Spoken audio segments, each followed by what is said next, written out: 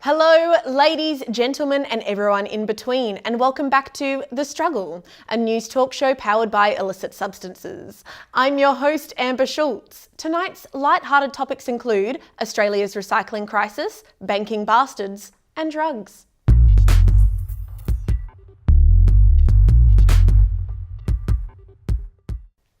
The Banking Royal Commission has found further evidence of malpractice by the Big Four banks. I know, a bank behaving badly, I'm as shocked as you are. This week, AMP fronted the Commission amid allegations of charging customers a fee for no service. And yes, that's absolutely what it sounds like. The banks are being made to refund $216 million to cover 300,000 customers who were charged for financial advice that they never received. In the bank's defence, they're not the only institution who have been charging customers thousands for a service they will get absolutely no return on. Universities have been doing it for years. It's called an arts degree. The Commission continued today with AMP's head of financial advice, Anthony Jack Regan, openly admitting he has lost count of the number of times the AMP had lied to the Commission. By my count, this was the 14th false or misleading statement by AMP to ASIC. You're losing count. I'm in your hands in that regard, Mr. Hodge.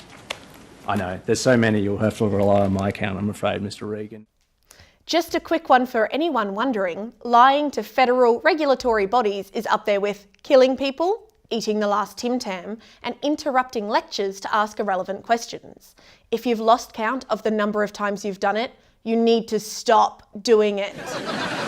An AMP report read to the Commission by QC Michael Hodge argued that the company deliberately neglected to inform customers about the fee for no service practice because they thought it, and I quote, would be a very negative customer experience. In their defence, they're not wrong.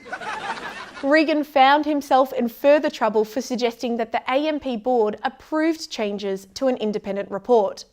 When asked by Hodge why the board would have any involvement with an independent report, Regan seemed oblivious to the stupidity of what he was saying when he replied, because it was a report being accepted by the board. Now, much of the Commission takes place behind closed doors, but we here at The Struggle did manage to get exclusive footage of Regan during the questioning. Unfortunately for Regan, his embarrassment wasn't over, as he was then asked the one question that every person who has made up a bullshit, public pressure-induced apology dreads. Hodge put Regan in quite a bind when he simply inquired, "Do you know what it is you're apologising for?" To which Regan responded, "I'm uncertain." Regan sure is uncertain about a lot of things, whether or not he's sorry, what independent means, but we can be sure that he's certain the banks are in deep shit. And a piece of advice for Regan, because boy does he need it. Next time you don't want to answer a question, just use the Tony Abbott approach.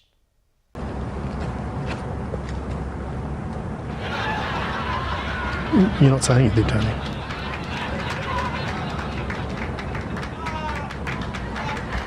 I've given you the response you deserve.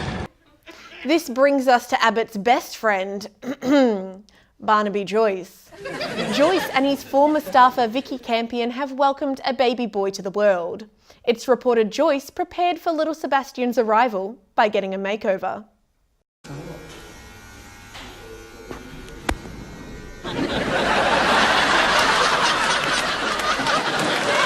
Rumour has it he lost his brows to Natalie in the divorce settlement. However, there's more to this story than meets the eyebrows.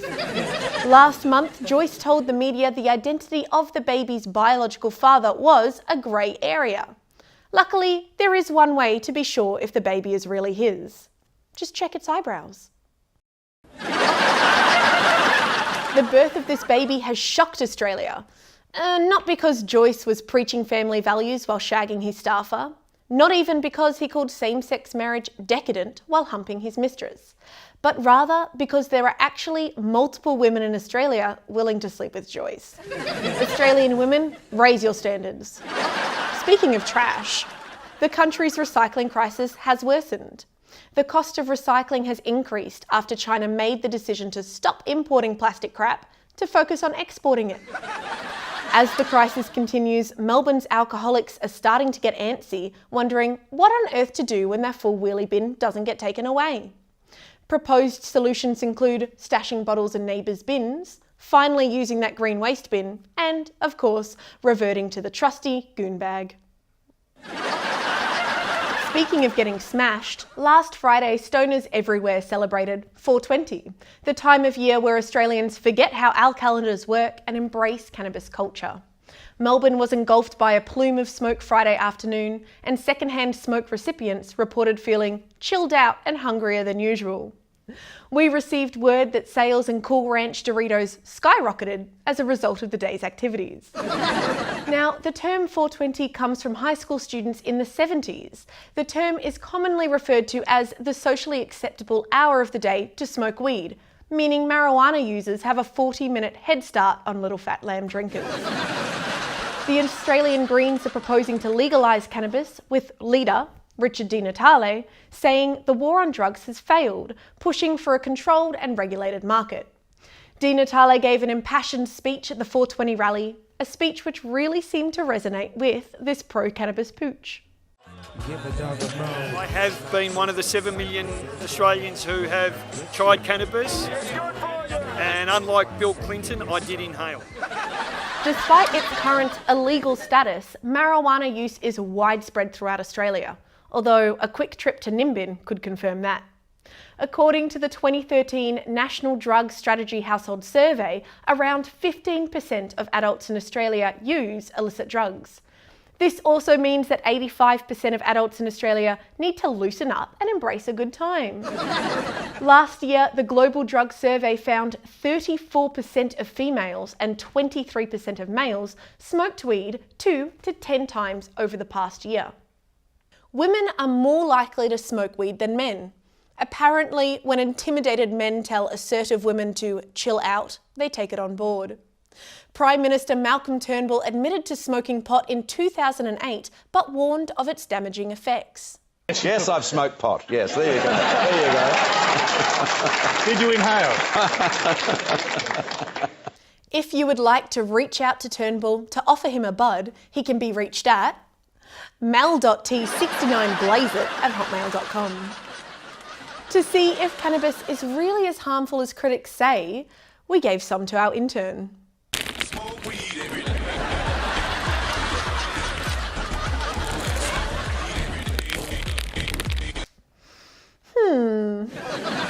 Stoner Snacks brings us to the next segment of our show. A photo of deconstructed Vegemite toast has angered bored internet users with nothing going on in their personal lives.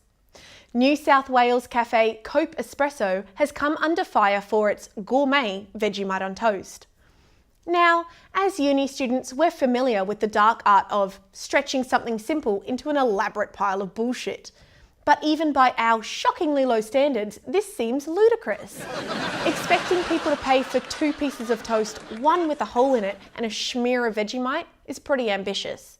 And expecting people to pay a premium for Vegemite on toast? Ridiculous. Yet obviously, some people are willing to pay. Now, we here at The Struggle are always committed to bringing you both sides of the story. So we're crossing to our hipster barista correspondent to explain the value of deconstructed Vegemite. Atticus Pennyworth Sunflower III, and as I am 128th Indigenous, I like to use only Australian products. The reason we go deconstructed is to challenge the commercialized bourgeois concept of a restaurant. I learned this on a life-changing trip to Peru, where we all shared communal meals. Such an amazing Kontiki tour. So first, you get your 100% vegan bread. I can't believe I forgot to mention I'm vegan. I can only eat vegan foods because I'm a vegan. So this is all vegan. First, you toast the bread with a solar-powered blowtorch. Then you smear the Vegemite on it. Then you sprinkle a bit of this on here. I just want to add, I went backpacking through Eastern Europe. I discovered that cooking isn't something that can be taught. It's something you feel. You don't cook food. Food cooks you. Thanks, hipster barista correspondent. That's our show. Thank you so much for watching. Find The Struggle Show on Facebook, Twitter and Instagram to share our videos and impress your friends with your strange sense of humour. I'm Amber Schultz. Join us next week for millennial slang and more vegans. Goodbye from everyone here at The Struggle. It's real.